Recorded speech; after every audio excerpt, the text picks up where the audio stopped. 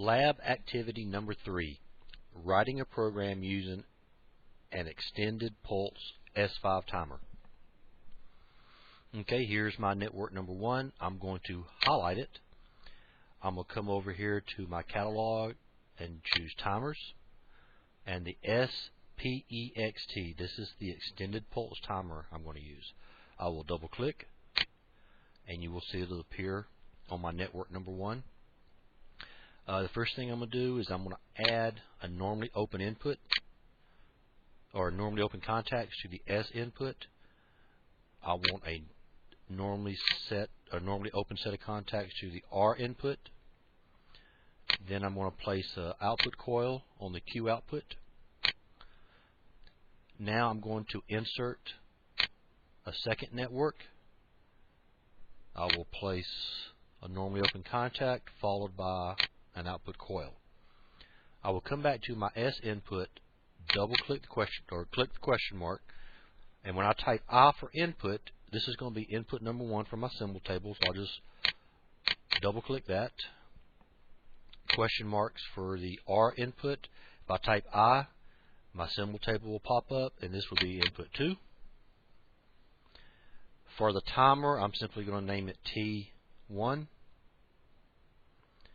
Remember the time value, we have to follow the format S, 5T, pound, and then how many seconds do we want our timer to count.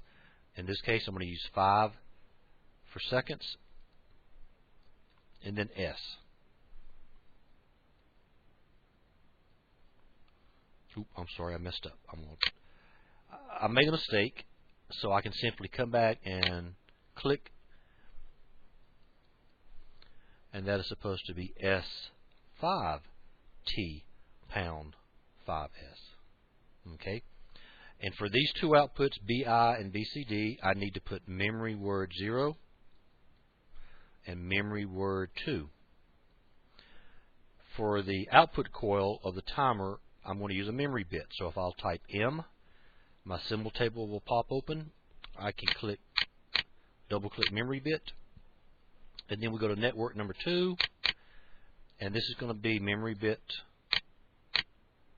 and my output coil will be Q, and this will be output number 1. Here's my program. I will now download to the PLC.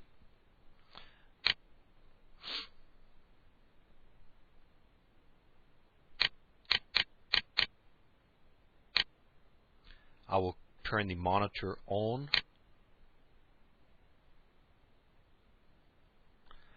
Notice my power rails are green and green. Now,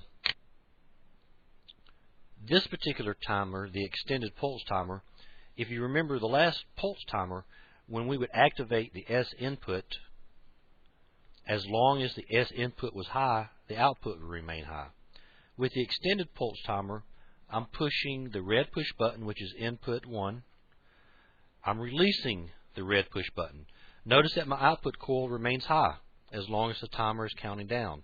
As soon as the time expires, then the output goes low. If I activate the timer and push the reset input, it automatically or it instantly turns the output off and sets the timer to 0 seconds.